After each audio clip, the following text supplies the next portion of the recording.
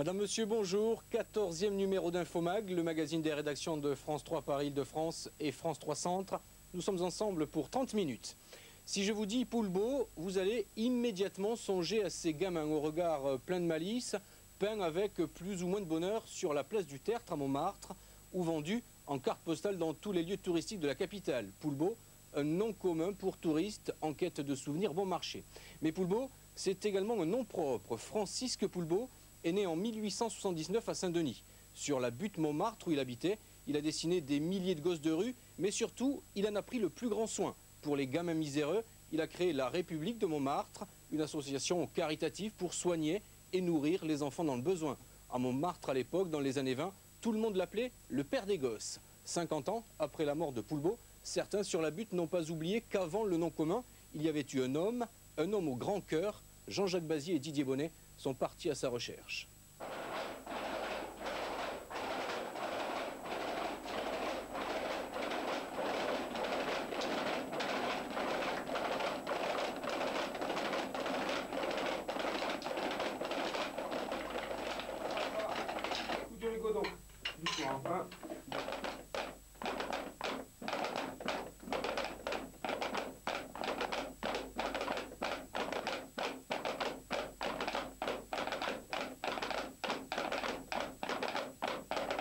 Dans un défilé, j'ai regardé Poulbeau et je trouvais ça bien, je voulais y aller. C'est des amis à moi, ils m'ont raconté qu'ils étaient au Poulbeau, alors j'ai décidé de m'inscrire.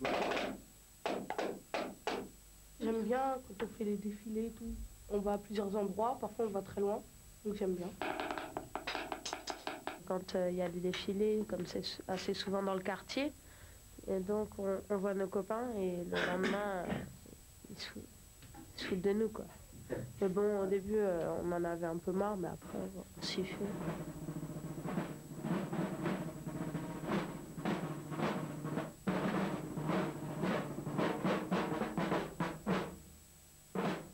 Depuis plus de 50 ans, des gamins battent le tambour dans les rues de Montmartre.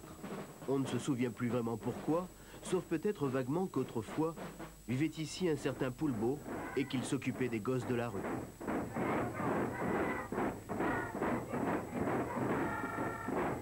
Est-ce que Poulbeau, ça vous dit encore quelque chose? Bien sûr, il y en a plein ici, des travaux de Poulbeau. On est tous partout des Poulbeau ici. Enfin, toi, t'es un Poulbeau monténégrin, toi. Ça fait partie de Montmartre à 100%. Ma femme, pas trop de Poulbeau, Nicolas. Qu'est-ce que vous disiez, vous? Non, ma femme, pas moi. Moi, je suis au Bordeaux. Et votre femme? Elle était Poulbeau. Elle est née sur la butte. Et vous? Moi, non. Je suis du quartier, mais je suis pas Poulbeau. Et vous en avez des souvenirs de cette ambiance où Poulbeau animait Poulbeau, c'est un peu vieux quand même. Hein. C'est vieux. Poulbeau, c'est... La Pomponnette, c'était le quartier général de Poulbeau. C'est même lui qui l'a baptisé ainsi, il y a 80 ans. Au moins ici, on ne risque pas de l'oublier. C'est autre chose, là, déjà. Ça à voir, mais après... Alors, on a encore des traces partout, ici, de... C'est vrai que ici, c'est un des rares endroits où il y a encore... Ah ben, c'est ce qui reste. Ça sera toujours associé à Montmartre, de toute façon. C'est une dernière racine de Montmartre qu'il y a ici. Ça et le muscadet. Ouais, pour boire un verre, on peut boire. Quand tu auras des mots autant que j'en ai, tu rigoleras moins. Ça a été le seul dessinateur, on peut dire, qui ait dessiné pratiquement exclusivement des enfants. Ça a été sa grande particularité. Et donc il s'est occupé des enfants de Montmartre de façon, je dirais, informelle, puisque tous les témoins d'Orgelès et autres, qui étaient de ses amis, racontent que chez lui, il y avait toujours une ribambelle de marmots dans le jardin, dans la maison. Ils avaient toujours porte ouverte chez Poulbeau. Donc les gamins, on peut dire, il en connaissait un bout.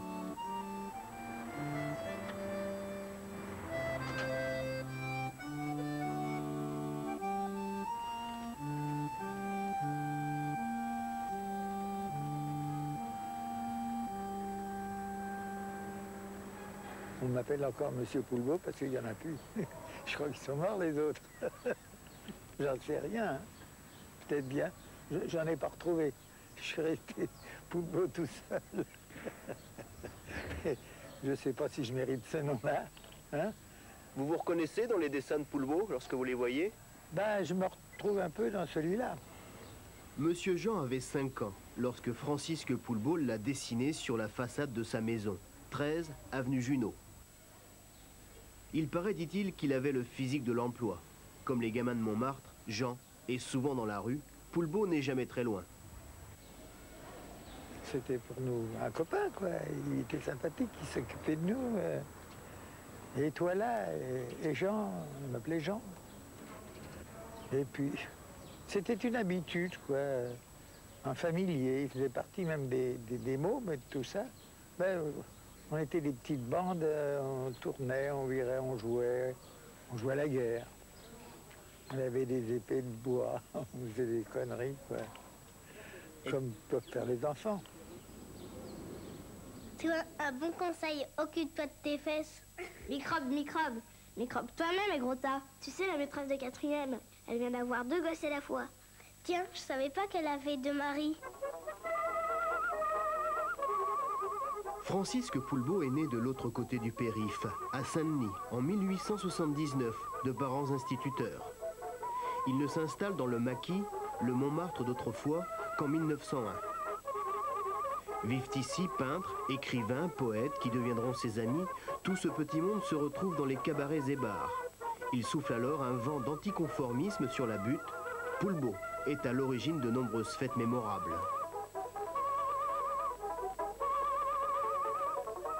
Tous les ans à la même date, il se mariait avec Léona, qui se mettait en blanc avec des fleurs d'oranger. Lui, en habit, il se faisait friser.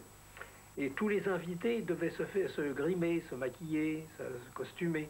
Alors les uns étaient en garçon d'honneur, les autres en paysan qui arrivait de la campagne avec un panier et une oie, et un autre se disait en belle-mère, il y avait des zouaves, il y avait de tout, de tout.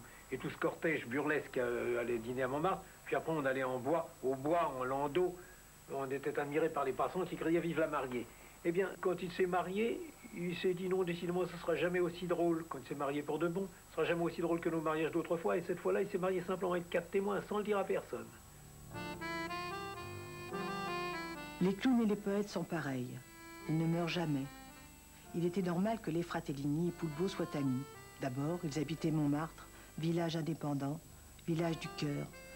Entre Medrano et l'avenue Junot, ils se rencontraient rue Le Pic, chez la Pomponnette, avec d'autres clowns et d'autres poètes, réunis par l'amour qu'ils portaient aux enfants de Montmartre, les Poulbeau. Merveilleux de laisser son nom à des gosses de la rue, Poulbeau, les Poulbeau. Et Fratellini, ça veut dire petit frère.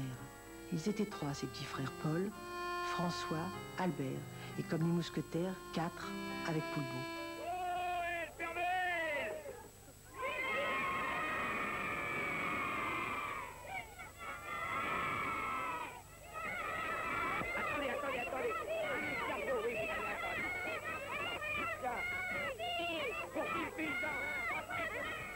Viens mon petit coco, toi tu n'as rien eu, viens.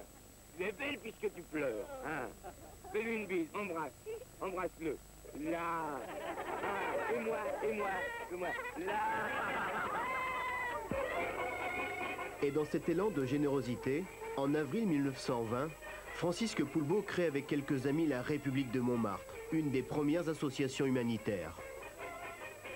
Avec la République de Montmartre, il a vraiment créé une œuvre pour s'occuper des enfants miséreux, qui a pris une importance considérable, puisque le Noël de la République de Montmartre, qui tous les ans donc offrait un banquet aux enfants et leur offrait des cadeaux, réunissait plus d'1 millier d'enfants tous les ans. Dis, Pilfer, tu l'aimais, toi, ce soir, tes souliers dans la cheminée? Tu parles, mon Dieu, si je l'aimais.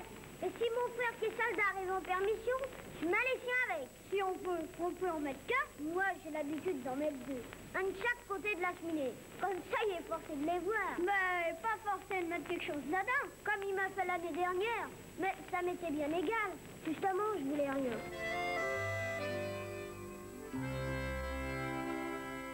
Poulbeau, lui, sa première priorité, avant de dessiner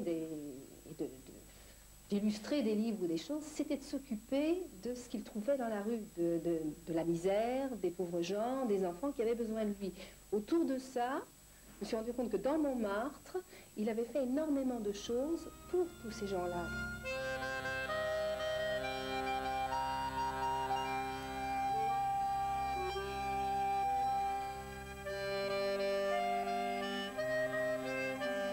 Durant l'entre-deux-guerres, la mortalité infantile est considérable. Poulbeau avec ses affiches et de tous les combats. Contre la tuberculose et contre les taudis très nombreux sur la butte. Mais cela n'est pas suffisant. Des enfants continuent de mourir faute de soins. Poulbeau va faire appel à la générosité pour créer un dispensaire à Montmartre. Le premier sera construit à la Pomponnette, chez son ami Arthur. Il avait fondé ensemble avec Poulbeau, ils avaient formé le dispensaire qui est au fond de la cour, où il y avait 2 docteurs et où il y avait des enfants qui venaient 2 fois, 3 fois par semaine. Ils étaient soignés gratuitement. Et ça, c'était offert, le logis était offert par le grand-père.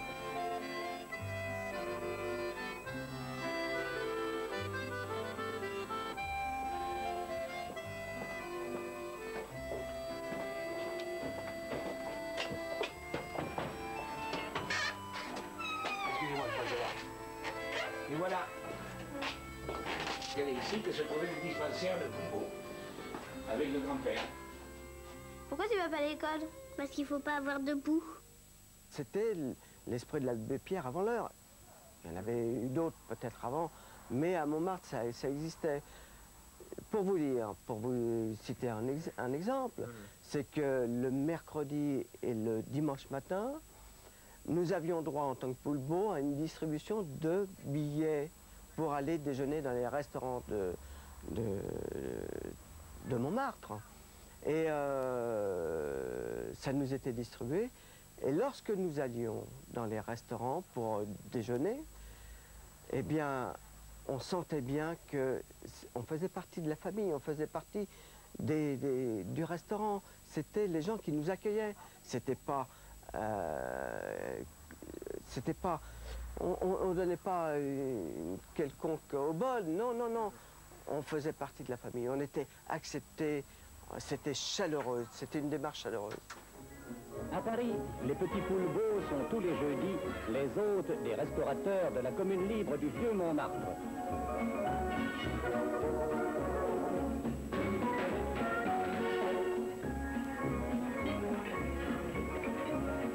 Les mâchoires ne chôment pas.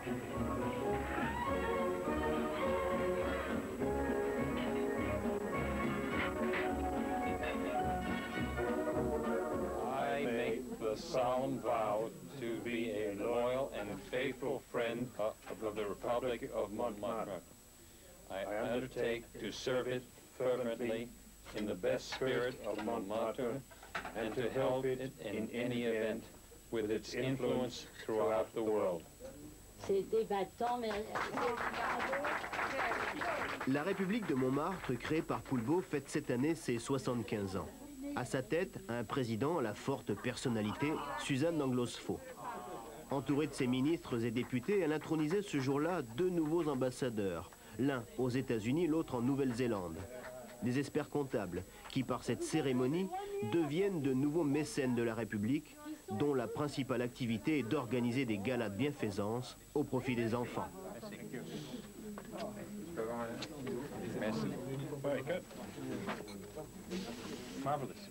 Le sympathique artiste dessine des diplômes que les gosses de Montmartre, avec un pittoresque cérémonial, vont remettre aux restaurateurs, à ceux qui, avec une affectueuse générosité, leur procurent sans doute la meilleure heure de leur semaine. Il faut arriver à séduire les mécènes. Et c'est arrivé que nous ayons quelqu'un qui nous donne 10 000 francs. Aussitôt, on peut le donner. Mais pour avoir 10 000 francs, il faut quand même taper dans l'œil de quelqu'un pour l'avoir un peu au cœur. Mais il faut lui... Donc, avec franchise, il sait que c'est un fonds perdu, mais un fonds perdu dans le bénévolat, dans le mécénat. Donc là, il va falloir que je leur travaille la couenne. En anglais? Oui, je vais faire du charme, là. Ah bah oui. Mais Montmartre semble disparaître, car déjà de saison en saison, des abbesses à la place du théâtre, on démolit nos vieilles maisons. Sur les terrains vagues de la butte, de grandes banques naîtront bientôt, où ferez-vous alors vos culbutes, vous les pauvres gosses à Poulbeau?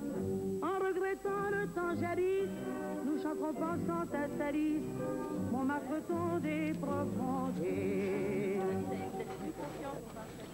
Montmartre a-t-il changé? Au sommet de la butte, le débat reste passionné, il le sera, je crois, tout jamais. Seule certitude, les automobilistes n'ont plus à faire attention aux petits Poulbeaux. Le va-et-vient incessant des touristes a remplacé les courses d'enfants d'autrefois. Il reste bien un maire à la tête de la commune libre de Montmartre, mais seulement pour le folklore, la nostalgie et la mémoire. Bien. Poulbeau, 36. C'est lui qui a protégé la vigne. Si on a le terrain de la vigne, c'est avec Dorgelès, avec... je crois que Hollande y était aussi. Bien sûr, la République de Montmartre. Et vous savez que les vignes ont été plantées par la commune libre de Montmartre. Pierre Labrique, en 1929. Première petite récolte en 34, mais la vraie première récolte a été faite en 35. Ça a fait 60 ans, les dernières vendanges. Au mois de 1er octobre, quoi. Premier week-end d'octobre. Ouais. Ici, j'ai joué la pétanque, hein, sur ce terrain vague, là. Enfin, maintenant, c'est beaucoup moins vague qu'avant. On n'a plus que du vague à l'âme.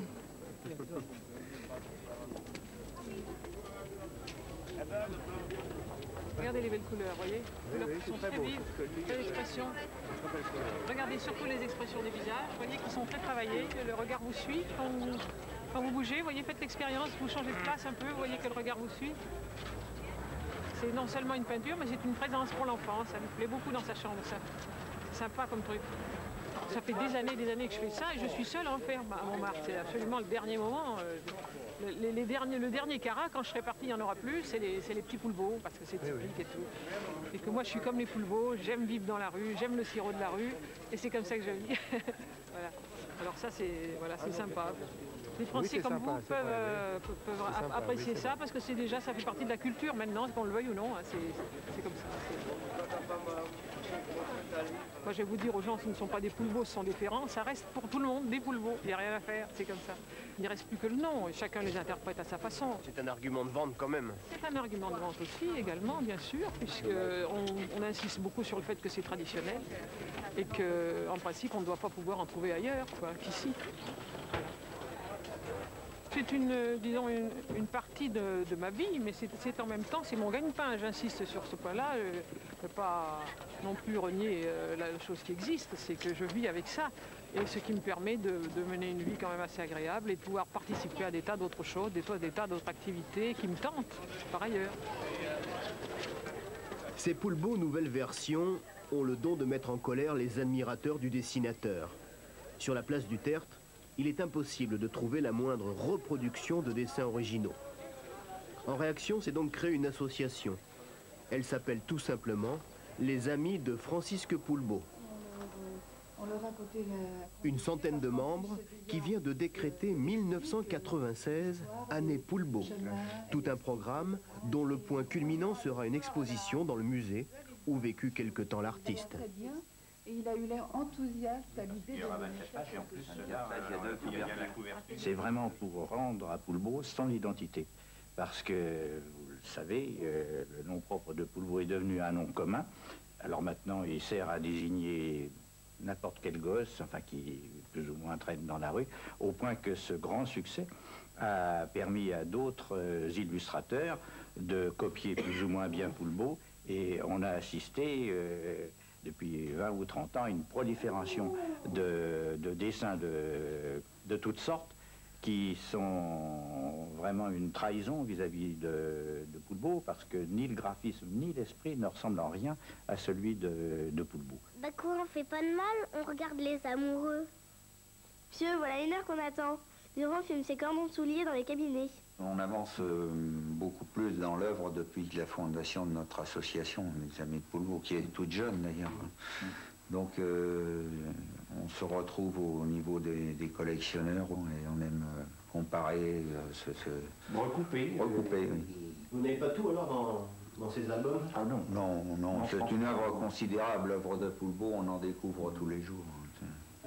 D'ailleurs, Barbérian et Guérin, quand ils font Quand ils font leur tour dans les brocantes, retrouvent toujours quelque chose. Du riz. Vous n'avez rien de nouveau de Poulbeau, non? Il va nous trouver quelque chose de beau. Non, non. Que nous n'avons pas. Beau. En dehors des... Vous regardez ce paquet là. Merci. Voilà. Des tout dit. Des tout dit, je connais. Ah, Victor Hugo. La journée du poilu. Tous les Ternois, vous avez toute la série? Oui, j'ai la série complète. Non, c'est surtout un publicitaire, vous n'avez pas de publicitaire. Publicitaire, non, parce que ça serait uniquement... La petite Jacques Mer, là. Oui, qui est connue d'ailleurs. Le Serietti français. Dernière série des Taudis. Oui, autrement dit, Jean, pas de nouveau, nous les avons déjà. Merci monsieur, au revoir, merci beaucoup. Merci, bonne journée. À la prochaine. Vous savez, c'est des poids d'intuition qui nous guident, une grosse pile de journaux, quelque chose comme ça, qui daterait d'une certaine époque. Donc, on dit, tiens, Poulbeau peut avoir travaillé dans ce journal, peut avoir travaillé dans telle revue. Puis là, il faut prendre son temps. Il faut feuilleter. Puis quelquefois, on a la chance. On a la chance. Quelquefois, c'est vraiment le hasard. On ouvre un journal ou un livre, et hop, on tombe pile sur le document. Mais ça, c'est pas toujours évident. Ça arrive, mais...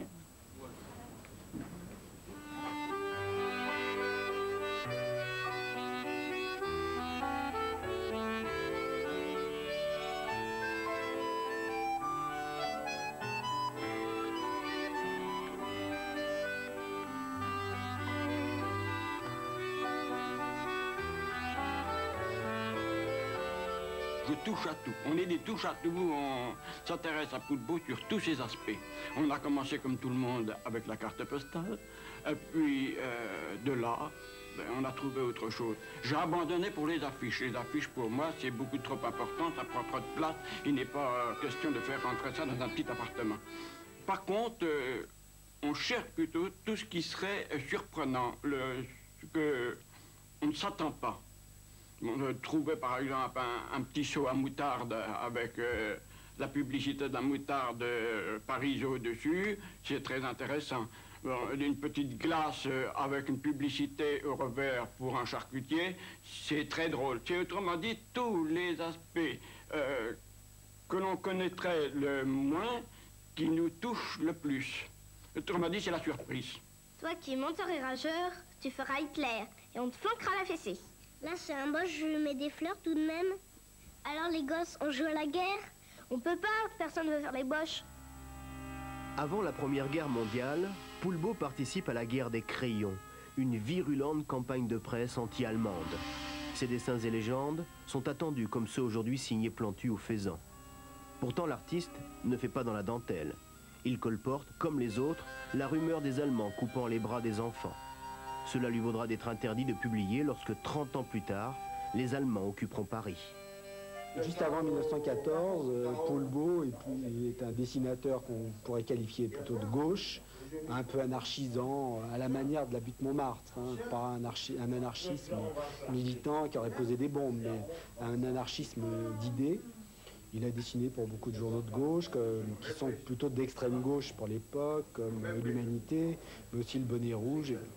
Et au moment de la déclaration de guerre, comme pratiquement l'ensemble de la population française, il se rallie à ce qu'on a appelé l'Union sacrée à l'époque. Mais il a su garder une certaine retenue, je pense d'ailleurs, grâce à son dessin enfantin. Rien que cette pain, vous mangez bien chez vous. Bon, on n'est pas des boches. On parlait de la guerre, puis on faisait les intéressants. On était toujours très intéressants. Tenez, j'ai un fameux crétin au bout de ma canne. À quel bout, monsieur? On parlait de la vie, comment parlaient nos parents, hein? Encore un petit frère pour le mois de juillet. Et les boules, à quoi ça sert? Ah, c'est la peau qu'on coupe. C'est pas l'os. À l'époque, ces légendes et dessins ne choquent pas les âmes prudes. Poulbeau jouit comme les autres dessinateurs d'une grande liberté. Il n'aura affaire à la censure et à la justice qu'une seule fois.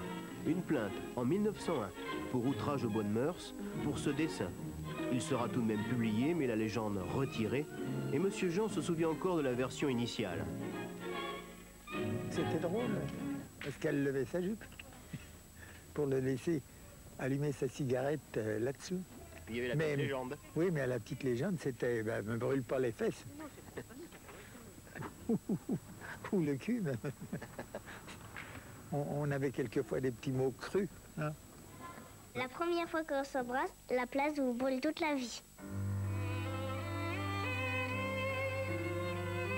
Les gosses de Montmartre sont devenus orphelins en 1946. Pendant la guerre, hormis les autorités, personne n'a oublié Poulbeau, et tout Montmartre sera à son enterrement. Mais ce n'est qu'en 1968 qu'on inaugure enfin une rue Poulbeau à Montmartre. Mais sans prénom, sans date. Poulbeau est devenu un nom commun dans un quartier qu'il a pourtant protégé et animé. On n'a pas vu Poulbeau, c'est une personne qu'on admire. Et si on avait pu la connaître, ça serait absolument sensationnel. C'est un artiste généreux. C'est ça qui en fait un personnage plus extraordinaire que les autres. On n'a personne à mettre en comparaison. Pour nous, on ne voit pas une personne qui a autant travaillé pour sa célébrité, mais surtout pour le bien qu'il a fait pour les autres. Alors il paraît que tu sais bien chanter. Tu veux nous chanter quelque chose? Allez, chante ce que tu veux. Toujours, toujours.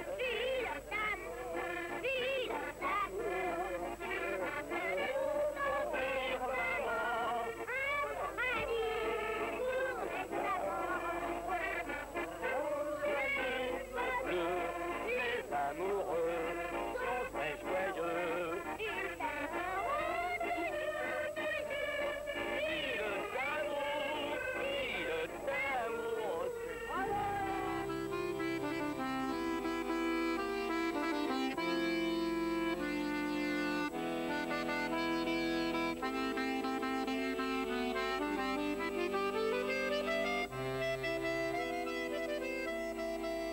Et si vous souhaitez en savoir plus sur Poulbeau, sur la vie et l'action de Francisque Poulbeau, le père des gosses, je vous invite à découvrir une exposition au musée de Montmartre, expo ouverte jusqu'à la fin du mois de juin.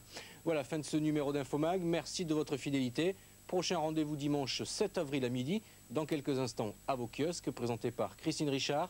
Bon dimanche, bonne semaine, au revoir.